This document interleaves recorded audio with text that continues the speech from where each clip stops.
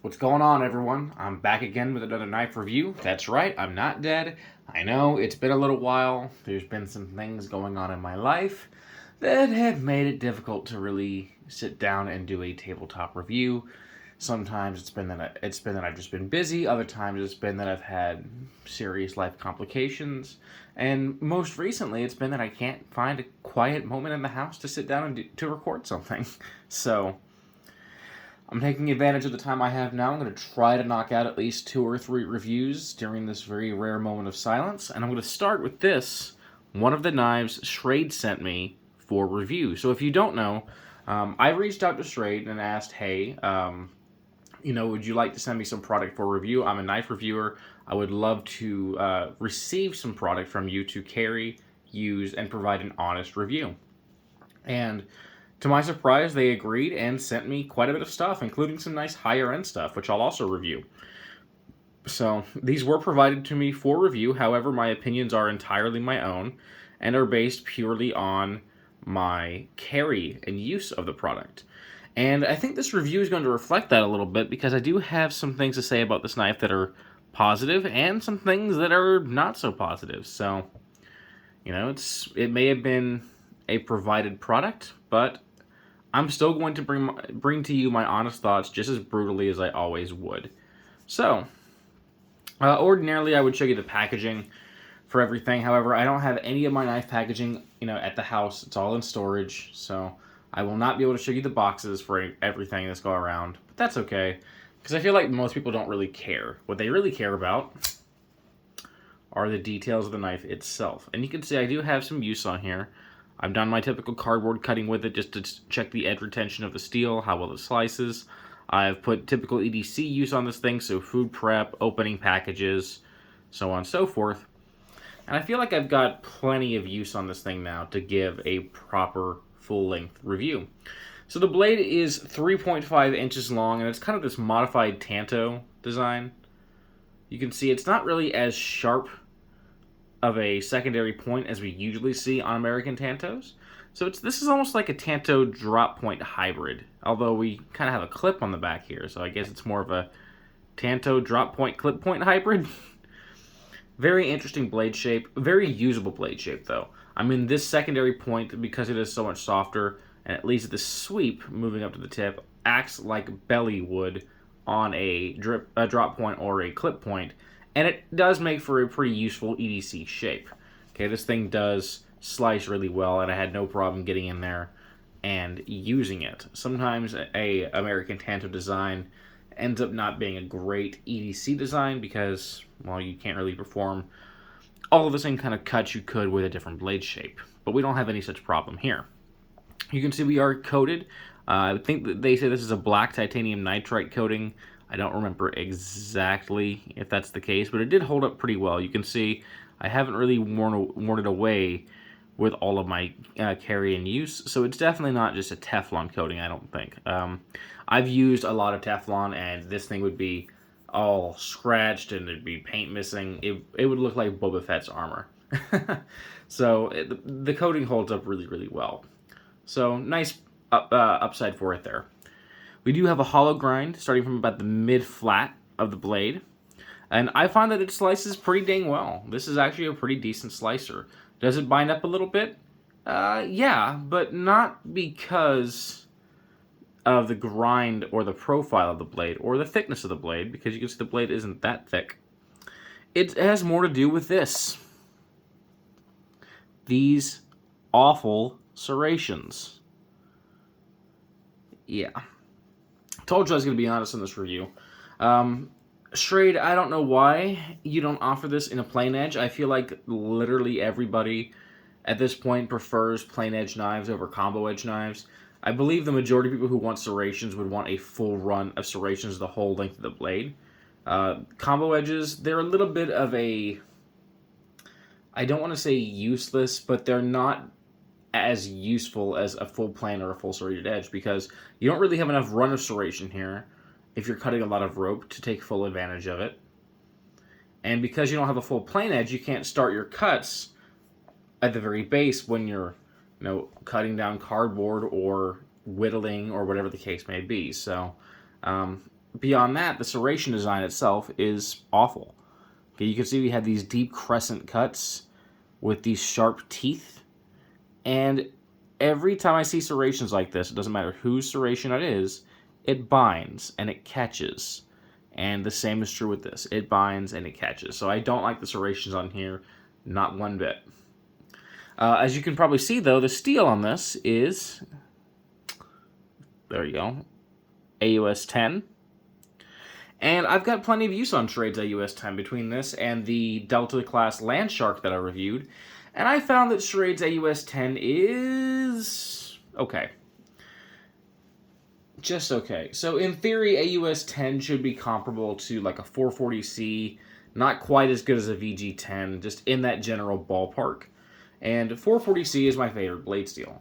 Okay, it's extremely rust resistant, it sharpens extremely easily, and it holds its edge for, in my opinion, a really nice amount of time. Not for a super long amount of time. It's by no means a super steel, but for me, it's the perfect balance.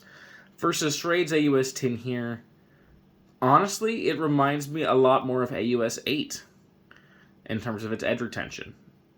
So I'm not sure if they just have a softer heat treat on the steel or what's going on there. It's certainly not bad, and I think AUS 8 is still a perfectly acceptable steel for EDC. It just doesn't perform to the level that you might expect AUS 10 to perform to. Keeping it honest with you guys here, keeping it real, it just isn't quite what I was hoping it might be. I also have my doubts whether it's true Japanese AUS 10 or a Chinese equivalent, like a 10CR or something similar, but I can't really confirm one way or the other which one it is. I just know it's very common for a knife made in China, like this is. This is made in China. It's very common for knives made in China to stamp their blade one thing, like for one kind of steel, and it to in reality be the Chinese equivalent to that steel. Because there's not really enough difference to complain. It's not like they're false advertising. If it says 440C, or if it says 440B and it's HCR 13 MOV, or if it's AUS 8 and they say it's HCR 14 MOV, it's all the same thing, and really, so it doesn't really matter. It's all close enough in the end. You may notice that we do have some jimping on the top spine of the knife here, and it works, but it's a bit over-aggressive in my opinion. Like, you can see the indent it made in my thumb there just from pressing on it. Like, it locks your thumb in place, no doubt, but it is really aggressive jumping. So it's actually a bit painful to put pressure on. Can you see that? So, yeah, you may say that I'm just being a wuss, but I don't know. It's just really, really sharp. Which, if you're wearing gloves, this is going to be great for a gloved hand because you will lock in against that and you won't feel the sharp edges as much. But in my opinion, the jumping is just a bit too aggressive for my liking. It does serve the purpose, though, so you can decide for yourself whether that's a pro or a con. This is spring-assisted, as you can see, and it's a flipper design, so comes out reasonably quick. Not the fastest spring assist I've ever seen in my life, but certainly fast. No complaints there. The flipper protrudes well. It is jimped, so we can easily grip onto it. No complaints about the flipper design. How about the lockup? Side to side, we're a bank vault, but up and down. Can you hear that? We have a little bit of up and down blade play. And that did develop over just my typical EDC use. So again, keeping it 100% with you guys, not really a super big fan of the tolerances on this thing, that it would develop blade play as a liner lock so easily. And yeah, because of that alone, if I'm being completely sincere, that would keep me from buying this knife. It just would. I believe this thing sells for about anywhere between 23 and 30, depending on which website you order from. And if I'm being honest, you have so many options at that price point that it's hard for me to justify one with lockup issues. Now, it's possible that the one they sent me just may be a little bit worse, That's always possible. Maybe this one was a lemon. I'm not sure. But I can only go by what I have in front of me. So, yeah, I hate to say it, but the lockup on this thing just isn't what I would want. Now, it's not like it's so bad that you can feel it when you're cutting. It's not like there's that much space. But it's there nonetheless, and I want to mention it. Speaking of which, it is a liner lock, as I mentioned, and you can see, but there's no jimping on the liner. We do have a decent cutout to access the liner lock, though, so it's not super hard to get in there. But I would like to see them put a little bit of jimping on the liner itself, not this kind of jimping, but just a little bit of jimping or knurling on the liner, so it's a little easier to grab and disengage. It's not bad, but it could be a bit better. Handle is 4.5 inches long and made of this gray G10, which is a very attractive color. I like seeing a handle material that isn't just black. This is very nice, and it does give the knife a little more personality. So the texture on the G10, pretty typical Chinese G10, moderate texture. The handle itself, we do have this finger choil here, and you can see it's pretty blocky afterwards, but we do have the edges that are, radiused just a bit. So in hand, it's reasonably ergonomic. Not like crazy, but by no means uncomfortable. I would say it has, average ergonomics. It doesn't melt in your hand, but it doesn't feel blocky either. So that's an upside. Now, if you're kind of in a fist grip or a hammer grip and you're really squeezing on it, can we get a hot spot? Yeah, one. Back here, where they put this same aggressive jimping they put on the spine of the knife, they put it back here, and it's every bit as sharp. I don't know why they did this. I guess it's for when you're in a reverse grip, you can kind of lock in like that, like so. Because this is large enough to be used as an emergency defense knife. 3.5 inches of blade, and that blade design, which I forgot to mention, that tip will penetrate. That tip is pointy. So it would make a great defense weapon. It also pierces and opens clamshell packaging really well. But that's my best guess, is they did it for a reverse grip. But when you're really bearing down on this thing in a hammer grip, it can bite into the palm of your hand a little bit and create a hot spot. Here's our pocket clip. It is for right hand tip-up carry only, no left hand carry. And that is going to be another criticism on this knife. And in all honesty, pretty much everything that I received from Schrade is they don't seem to do lefty pocket clip positions, which is a bit of a bummer, especially on their axis lock models or bolster lock or pivot lock or whatever they prefer to call their benchmade type lock. I honestly forget. But they don't like to position them or give you the option to left-hand carry, which is a little odd, and in my opinion, in this day and age, a lot less acceptable than it was, say, 15 years ago when it was pretty common to not see a lefty carry. I feel like the industry has moved largely over to ambidextrous carry options, so to see Schrade not provide them here, again, it's a bit of a bummer. The clip itself, though, you can see it's a 3-screw design. I'll show you how it carries. I don't have my pocket with me here, but I can just use this so you can get an idea. You'll have about that much of it protruding from the pocket, which I like because it makes it easier to grab and to extract. We can see the profile of it here. Okay, the lip of the pocket clip does not flare upward, which is great because that means it's not likely to catch on things as we pass by. However, the tension on here is killer. Like, this pocket clip is really tight. Really, really tight. Now, because we do have enough space here to latch it onto the pocket, I don't find it hard to take in and out of my blue jeans. But, if you're wearing really thick cargo pants or something, you might have a little bit of a harder time with this clip. No lanyard hole, which is fine. I don't feel like we need one here. It isn't a deep carry clip. We don't really need a lanyard to help us extract the knife. And the handle is large enough that we can already hold on to it. Centering is not great. You can see how it lists very strongly to one side. And can you see? It's hard to get my camera to focus.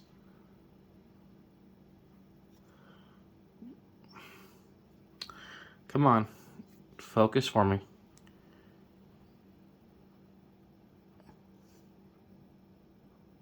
I don't know if you can tell, it's not quite touching the liner. It's very, very, very close. I'm trying to get it to focus so you can see that, but it's not quite making contact with that liner there. But it is not far off. So, centering on here, not great. Weight is 4.8 ounces, which is not crazy. It's not bad. It could be a lot lighter, though, if they would skeletonize and mill out these blackened stainless steel liners. You can see there's absolutely no attempt to shave any weight down. So they could have made this, at least 0.4 ounces lighter if they would have just skeletonized this. Even more if they really aggressively went after it. So, all in all, for about, like I said, between 23 and 30 bucks, not MSRP, that's street value, that's market value. It's not a bad knife. If I had to rate it at a 10, I would say it's probably about a 6 out of 10. There's enough things going against it, though, that I find it hard to really recommend this one when there's so many other knives of similar size and cost out there today. One such example is going to be this Gonzo G729. 440C blade, G10 handle, axis lock, left or right hand carry clip. Super ergonomic. This thing does melt in the hand. Full flat ground blade. You can see here the size comparison. And this is an older model with the round hole, but they do still make it today with a more of a angular hole. You can see right about the same size. You can also get this in a beautiful gray G10 if you like the color of this. Price on these, about 25 to 30 bucks. So it's in direct competition with the Schrade. On a similar note, we have the Sanrenmu Model 9202, which I've also done a review on here on the channel. About $30 knife, G10 handle, axis type lock, D2 blade, reversible left and right hand carry clip. Jimping done right, in my opinion. Aggressive enough to lock your thumb, not so aggressive that it hurts. Now that's in direct competition as well. Let's see here. The Enlon EL06 9CR 18 MOV blade, hollow ground, G10 handle. This one does not have a reversible clip, so it's in the same position as Schrade is there. But we do have jimping on our liner lock. Price on that one closer to 20 bucks.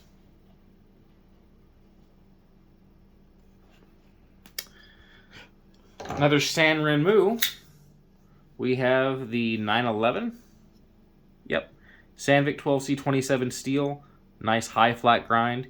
G10 handle. Reversible pocket clip. Liner is beautifully jimped for super easy access. Price on this one, again, anywhere between 25 and 30 bucks. And for a discontinued option, no longer available, but it was available at one point, Cold Steel Pro Light. 4116 Krupp steel blade, so not as good of a steel as what's on this one, admittedly. Hollow ground clip point blade on this one that they also made up in a Tanto. I believe this is a Grivery handle, triad lock, reversible left and right hand carry clip. This was 23 bucks back in the day.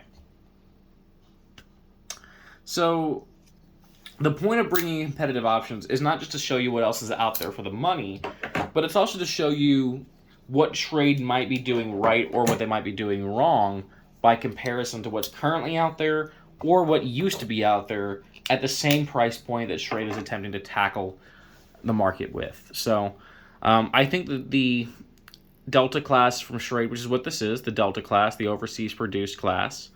I think the Delta class from Schrade has a lot of good offerings. There's a lot of good going for it. But I feel like there's still some growing pains. Remember, this is a new company that bought Schrade. It's not Taylor brand Schrade. It's not the original Schrade company. It is a new company who is making their own designs and giving their best attempts. So there are going to be some growing pains. And I feel like this is a kind of a symptom of that.